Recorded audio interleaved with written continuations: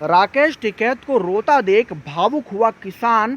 टिकैत गुट के राष्ट्रीय संगठन मंत्री ने किसानों से गाजीपुर बॉर्डर पर पहुंचने की अपील की। जी हां, आपको बता दें, दिल्ली में किसानों के द्वारा किए जा रहे प्रदर्शन के दौरान दिल्ली पुलिस से किसान नेताओं की भिड़ंत के बाद पूरे आंदोलन में मानो अफरा तफरी मच गई थी।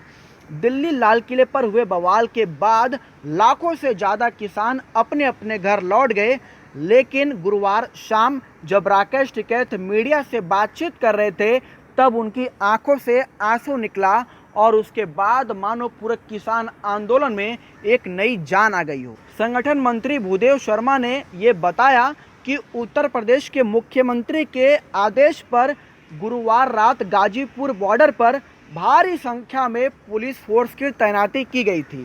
साथ ही साथ उन्होंने ये भी कहा कि बीजेपी के षड्यंत्र के तहत दिल्ली के लाल किले पर किसी और ने झंडा फहराया, जिसको आंदोलन से जोड़कर देखा जा रहा है। उन्होंने ये भी कहा कि किसान आंदोलन का इससे कोई लेना देना नहीं है।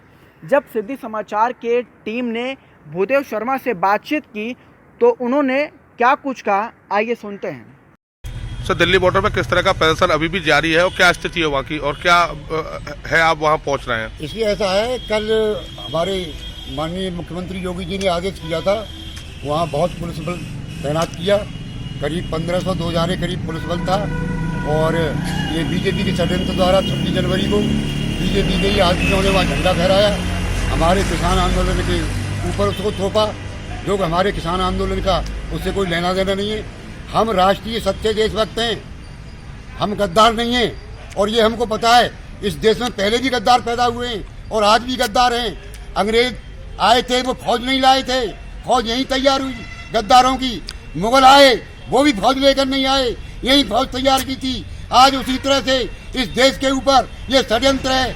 इन लोगों ने देश को हैक कर लिया है और देश को गड्ढे में बढ़ा दिया, आर्थिक स्थिति खराब कर दी, जनता पे बोझ टैक्स का बढ़ा दिया, देश को कर्जे की तरफ ले गए, कोई विकास नहीं हुआ। देश को किस स्थिति में ले जा रहे हैं? भाई भाई को लड़ा रहे, बाप बेटा को लड़ा रहे, हिंदू मुसलमान को लड़ा रहे। आखिर इनको देश कहाँ ले जाना है? इस देश की आज़ादी मिली थी, इसमें हिंदू, मुस्लिम, सिख, ईसाई हर धर्म के लोगों का योगदान था। काफी किसान संगठन वहाँ से आ गए, लेकिन आपके किसान नेता टिकैत जी टिके हुए, रात वो रो भी गए थे, तो क्या आह्वान किया है उन्होंने वहाँ बुलाने के लिए आप लोगों को? ऐसा था, मेरा स्वास्थ्य खराब हो गया था, कुछ मेरे यहाँ ऐसी परिस्थिति आ गई थी गिरफ्त में कि एक कमी हो गई थी, मुझे भी वहाँ से मजबूरन आना पड़ा। रात मैंने जैसे ही करीब 12 बजे के करीब वहाँ से मेरे पास फ़ोन आए और मुझे संतुष्टि हुई। मैंने अपने बेटा से कही, बेटा गाड़ी निकालो, मुझे अभी पहुँचाओ। लेकिन कोहरा इतना था, 2 मीटर भी आगे कुछ दिख नहीं रहा था, इसलिए मैं जाने में समर्थ रहा। लेकिन मुझे संतुष्टि जब हुई कि मेरठ, बागपत, मुजफ्फरनगर, हरियाणा, आजू बाजू के गांवों के रात को एक ट्रैक्टर लेकर पानी लेकर मुझे दुख हुआ। मेरी भी आंखों में उस दिन आंसू थे जिस दिन मैं अंधड़ पर बैठा था। और रात को मैंने जब अपने राष्ट्रीय प्रवक्ता नरेश टिकैत जी को नम आंखों से देखा, मेरी छाती के टुकड़े टुकड़े हो गए, मैं सहन नहीं कर पाया। अब क्या जरूर हूँ, लेकिन जोश और जज्बा मेरा आज भी वही है जो सन 47 में था। अपने पुरखों को, अपने बुजुर्गों से सीख लेते हुए आज भी वही जोश जज्बा।